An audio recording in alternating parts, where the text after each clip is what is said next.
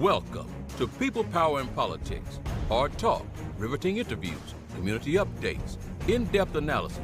That's People, Power, and Politics. We tell it to you as it is. No holds barred. You are the people, you have the power. We bring you the politics. To listen to our show, be a guest, or to advertise, visit www.pppradio.nyc. That's www.pppradio.nyc. Good day and a warm welcome to everyone. Today in studio with us, we have St. Lucian author Marlan Leon, who is here to tell us about his upcoming book. Glad to have you, Mr. Leon. How are you? I'm good, thank you, Miss Dawkins, right? Am I correct? Yes. Yes, thank you. Pleasure to be here. Thank you for having me. Of course. So what inspired you to become a writer, and how did your personal experiences contribute to your decision to write? Well, I was always intrigued with poetry from a very tender age. I think poetry is just about everywhere. You just have to have the imagination to breathe it in. It's around us just as much as the air that we breathe. And it's really inspiring to shape experiences based on what you see out of thin air. You know, like a magician, you get these ideas out of nowhere. You just need to have these special eyes as a poet, as a writer in general, to see what other people wouldn't see. And you swallow the experiences and then you regurgitate it and then you feed it to your reader in palpable fashion, of course. You let them taste what you're seeing. Great. That's the beauty of it. So how challenging or how liberating is it to channel your personal life experience into your writing? Well, you know, the beauty of writing is that it's not really confined to you as a person. It's largely channeled through you, but it's not really confined to you as a person, because you can actually be empathetic and you can live vicariously through other people through poetry. So you live through them, you put yourself in their situation, and you can actually be somebody else as a writer. You're not confined to being yourself alone. That's the beauty of writing. That's what's lovely about it. How do you approach character development, and particularly in creating complex and relatable protagonists? Well, funny enough, when you think of a protagonist, you have to also keep in mind the opposite, the antagonist of that situation. So the protagonist is the antithesis of what the antagonist is. So for you to actually be one of them, you have to be the other first. So for you to develop a protagonist, you have to picture what he shouldn't be. So you have both mindsets as a writer. So I wouldn't say it's particularly confined to just one character.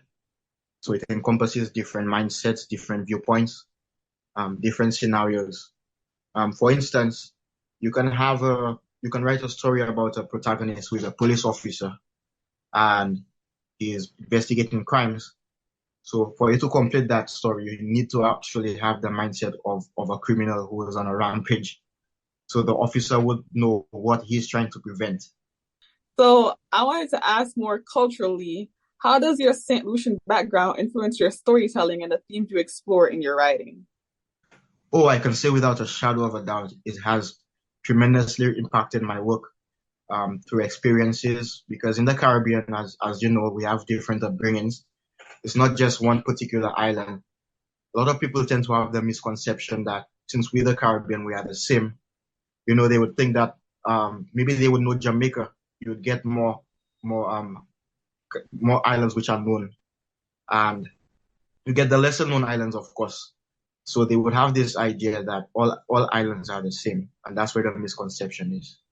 So each of them are culturally different, and like you asked, sorry, how does my St. Lucian heritage influence my writing? It has tremendously influenced my writing.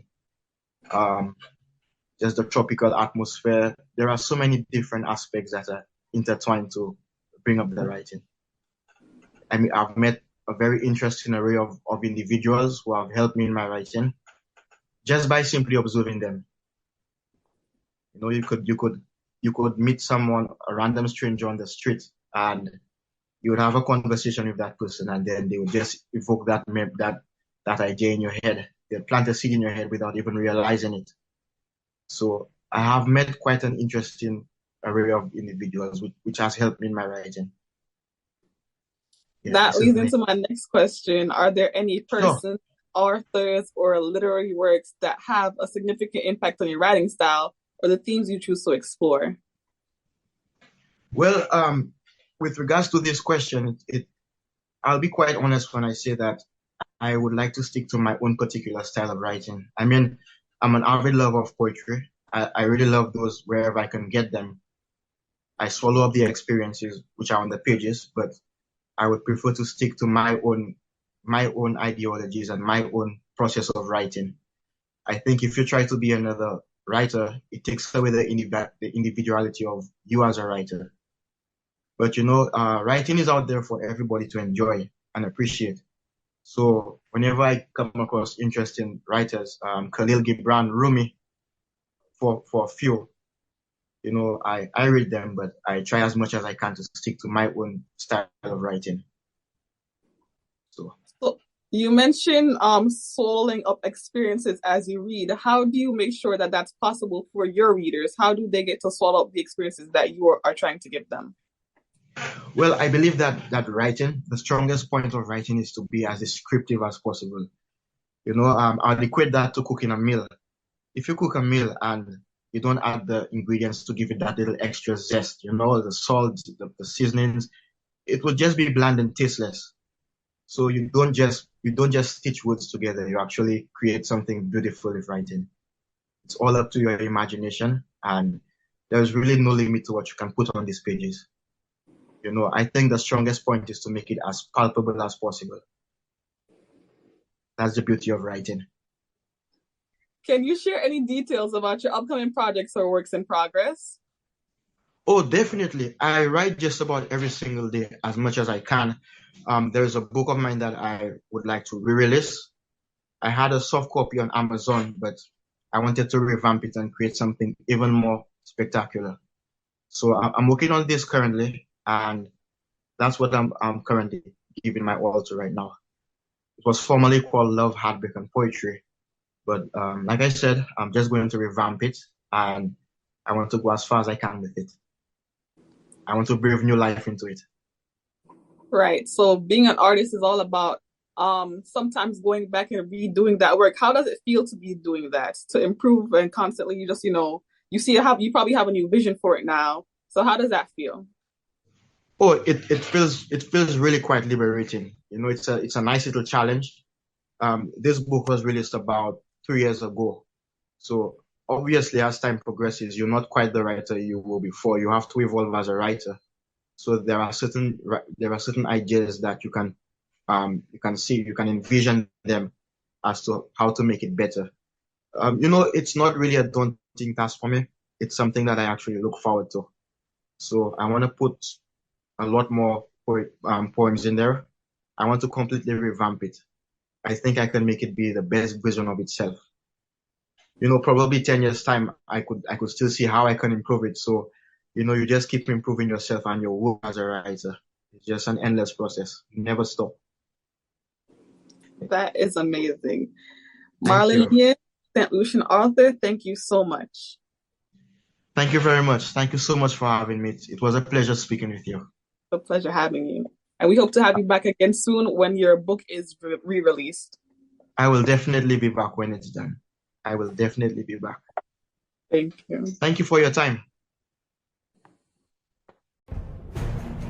People, Power, and Politics. Hard talk, riveting interviews, community updates, in-depth analysis.